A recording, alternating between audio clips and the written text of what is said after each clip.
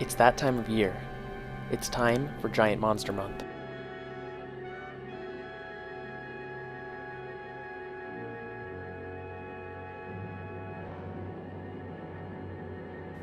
"1985's Pulgasari is a really interesting movie, not because it's an amazing movie, but because it is the only monster movie to come out of North Korea. This movie was Kim-jong-il's response to the 1985 reboot of the Godzilla series. Pulgasari starts with an ironsmith discovering his nephew's weapon stash in Korea's feudal age. The nephew, Inde, reveals that he's the leader of the mountain bandits who oppose the government. The uncle sadly accepts this fact and allows his nephews to leave. Right after saying their goodbyes, the region's governor arrives, demanding that the ironsmith make weapons on behalf of the government. Without iron readily available, the governor insists the weapons be made from the iron in the villagers' farming and cooking tools, causing a riot. Inde and his uncle are captured and imprisoned after the tools are smuggled into hiding. The uncle blames the disappearances on Pulgasari, a mythical beast. His lies anger the governor, who refuses food to the prisoner who slowly starves to death. Rather than eat food that his daughter smuggles in, the blacksmith creates a small figurine, the Pulgasari, and uses his dying breath to pray for the freedom of his people. Later, Ami, the blacksmith's daughter, pricks her hand on a needle, bleeding on the Pulgasari doll, bringing it to life. The Pulgasari starts eating iron, and as it does so, it grows. Does this seem counterintuitive to anyone else? An iron shortage is what started this whole mess, and eating all of it doesn't seem to be a good solution. The Pulgasari saves Inde, who is about to be executed, by eating the executioner's sword. He scares the army, who retreats, leaving Pulgasari to eat their armory. Later, the group of bandits kills the governor, causing the king to send his best general to defeat the farmers. On their initial march, the army is harmed in a bandit trap, where the bandits throw rocks and logs from a mountaintop onto the army.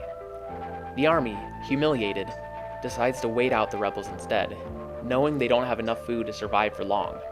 The rebels attempt to make it down the mountain, and are successful after an even larger Pulgasari assists them. The general, knowing the story behind Pulgasari's origin, kidnaps Ami in order to coax Pulgasari to do his bidding. The general, using Ami as bait, forces a now fully grown Pulgasari to enter a wooden cage that is set on fire. However, rather than killing Pulgasari, he simply heats up and chases the army's men into the river. Jumping in, Pulgasari capsizes their boats and boils the water, roasting the unfortunate soldiers within. This was a highlight of the movie for me. The glowing hot Pulgasari looks dangerous, and the concept of being boiled to death is horrifying. The general retreats and tries to come up with another plan. He decides to trap Pulgasari in a deep hole and exorcise the spirit of the blacksmith from the beast's body. The plan works, and a disoriented Pulgasari falls in. The army then attacks the rebels, causing heavy casualties and the capture of Inde. Inde is executed and Ami takes responsibility. In order to revive Pulgasari, she disguises herself as a prostitute and invades the general's victory celebration. She cuts her hand above Pulgasari, reviving him. The rebels then rush to the capital city and destroy the city. Even the king's new cannons have little effect. In a funny scene, Pulgasari catches a cannonball in his mouth and spits it back at the palace. After the rebels defeat their enemies, Pulgasari becomes hungry. The villagers, indebted to Pulgasari, feed him their weapons and cooking equipment, but it isn't enough. No matter how much he eats, Pulgasari wants more. In order to save the farmers, Ami rings a gong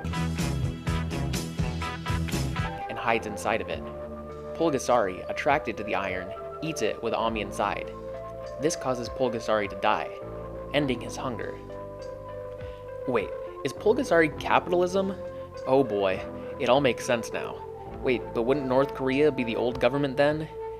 And aren't they the bad guys? Or is this a lesser of two evils thing? But isn't the regime supposed to be perfect? Or is North Korea the farmers after Pulgasari is killed? So many questions. This is getting a little too political for me. The history of this movie is what makes it so good. The underlying pro-communist message helps this movie stand out from its contemporaries. Also interesting is the story of the director, who was held captive during the film's making. He would escape to Vienna in 1986, making this his last North Korean film. Pulgasari is an interesting movie to say the least. Tracking down a legitimate copy may be difficult though. If you do find one, give it a watch.